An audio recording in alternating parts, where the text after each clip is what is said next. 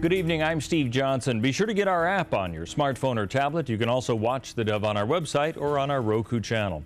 From the Dove newsroom at this hour, Indonesia's president is calling for talks to end tensions over China's maritime claim in the South China Sea. Speaking in Washington, President Joko Widodo said there should be a talk on the code of conduct.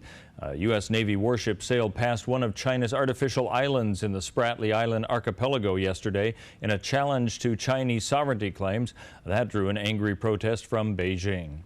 Oregon small businesses are being briefed on how new laws will impact their companies beginning next year. On January 1st, Oregon will become the fourth state to enact mandatory sick leave policies for workers. It'll impact all businesses with 10 or more employees statewide and require up to 40 hours of paid sick leave per year for each worker. Attorney Sean Ray with Barron Liebman is conducting seminars in the state on the new law and says those running a small business are not thrilled with the law's implication on January 1st.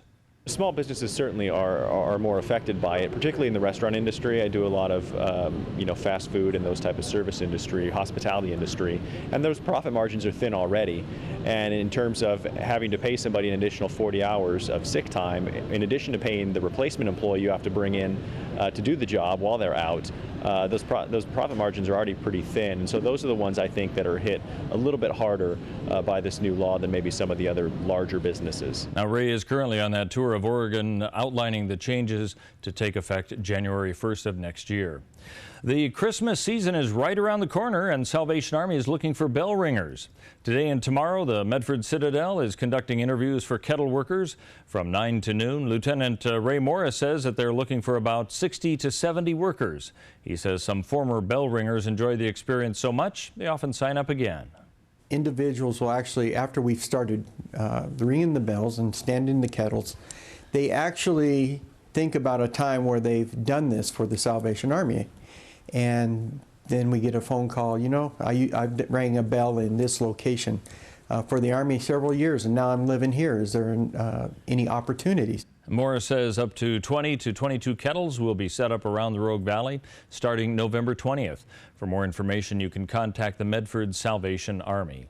Let's take a look now at what we can expect on the weather scene, and rain coming our way starting tonight in some places like Wairika with a low of 47, continuing into tomorrow with a high of 63, clearing out on Sunday, or Thursday that is, with sunny skies and a high of 65. As we move into the Klamath Basin, rain a possibility tonight and tomorrow as well with a high of 55. Then Thursday, mostly sunny. There is a slight chance of rain. As we move along the Oregon coastal area, expect rain for the rest of the week, at least a chance for it.